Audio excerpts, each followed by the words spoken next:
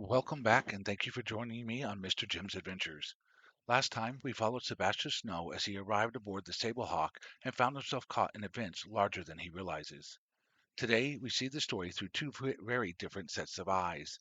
First, through Rosany Padrick, a captain determined to protect her family and her ship. Then, through Paper, the mysterious albino whose interest in Sebastian's may be far more dangerous than it first appears. This is Chapter 2 and 3 of The Problem with Aether. Chapter 2. Check paper. Rosanny Padrick doesn't move her eyes from the screens. What's your beef with that kid? For a man who didn't speak a lick of any of the languages in the fleet when he arrived, he is rather proud of his usage of slang.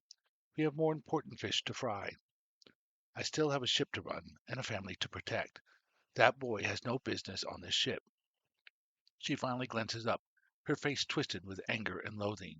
From what she has gleaned from her niece, the Jefferson Davis boy is just nosy enough and all too believing in his RUS brainwashing to be a problem if allowed to run free on this ship. When Kira showed up today, she was all mopey over the boy. It's been a month since I've seen him. I miss his wit and his smile almost as much as having his arms around me. Whoa, you're too young to be talking like that. You don't need anybody's arms around you, especially that. Rosanny almost voiced what she truly thought of the Jefferson Davis and the people it produced. She stopped herself. Kira respects her judgment. Saying that aloud might make the girl question it. Jefferson Davis brat. That whole ship is crazy, she continues. Fortunately for Padrick, Kira doesn't notice the pause. He did poorly in high school. He won't ever do anything but go home and collect his dole. You don't want a life like that. You'll want your own command, a place where nobody gainsays you or questions what you do. The girl seemed to listen, but she still thinks about that boy way too often. But it won't matter. As long as I can keep them apart for a while longer. Every report she had seen on him spoke of unrealized potential. Rosanny had seen plenty of unrealized potential in her life. Most of it stayed unrealized. Then let me handle him. Paper's voice brings Rosanny back to the present. She focuses on her screens and sees he has thrown the overrides to all the hatches along the path to the docking bay. Now, if those slug of a guards will just hustle, they can catch him. A blade between the correct vertebrae would make it painless. It'd be a small nick, and then he would lay down like going to sleep. A very long sleep. Very little mess, too. Patrick stares in disbelief. I might not like him, but that's the cold-blooded even for you. He's just a boy. You haven't seemed squeamish when you had me. Enough of that talk. She interrupts and scans the bridge again to make sure they are alone. Rosanny can't fathom why he would think this was acceptable. Besides the kid's age, this is personal. Business is different. In business, you have to be ruthless. That won't be necessary, Paper, and don't make suggestions like that where others can hear. That is a direct order from your captain. Do you understand me, Paleface? That should put him in his place. She turns back to the screens, watching the pursuit. Paper appropriately hangs his head.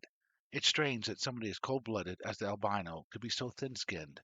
Yet sometimes she wonders if it's an act. Like now, it is hard to tell because of the angle. Could he be hiding a smirk? She turns back to the screens in time to see the cargo ship's captain interfere with the boy's capture. Void take it, he got away. Patrick slams his fist into the control panel.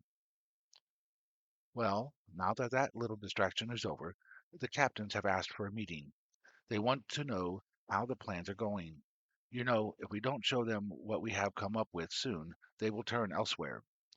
The smile he shows her is a little too much like a sneer for her liking, but he is right. She scans the bridge as she digests this request and debates the next step with herself. In front of the captain's chair, four stations are spread in a semicircle facing the main screen. They are used for helm, communication, security, and damage control officers. Flanking, but slightly behind the captain, are two other stations, one for the weapons officer, and the second is for the second in command. Like most bridges in the fleet, only a skeleton crew is needed unless they are making a course correction. Even then, the weapon control station stays empty until they are assigned their turn at Meteor Guard. Currently, only her and the albino are on the bridge. Set it up for this afternoon and check the list carefully. We don't want the wrong people getting wind of it. put us in compartment D. D. So we are finally going to show them our plan? Compartment D is nearly the size of the arbor, and its secrets are guarded even closer than her niece. This room has no cameras or listening devices in it and is constantly scanned to make sure it stays that way. Yes, I have another section arriving at 1100 hours. That should give us enough to show them it is possible. Aye, Captain. With a nearly correct salute, he does an about face and leaves her. Chapter 3. Paper. Paper heads to his own berth before carrying out his orders. Older orders from a commander that he truly respects takes precedence. He had very carefully picked a compartment that was against the outer hull of the ship. Years ago, during complete secrecy, he had created a special compartment in the outer wall, or deck when the ship is under spin as it is now.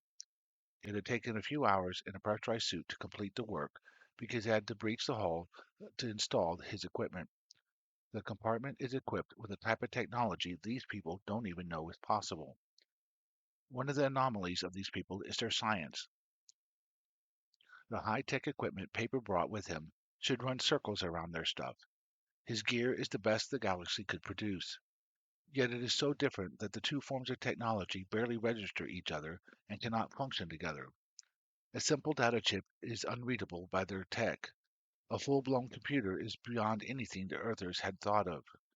Yet the heretical sciences, their magic, was equally unreadable by the devices he brought with him. An image crystal is just a piece of quartz, and a security glyph looks like any fancy pattern. Nothing his tech could get from it. No other people had a science that was so incompatible. At least it means they won't detect his activities, even as he is unable to detect their attempts to do so.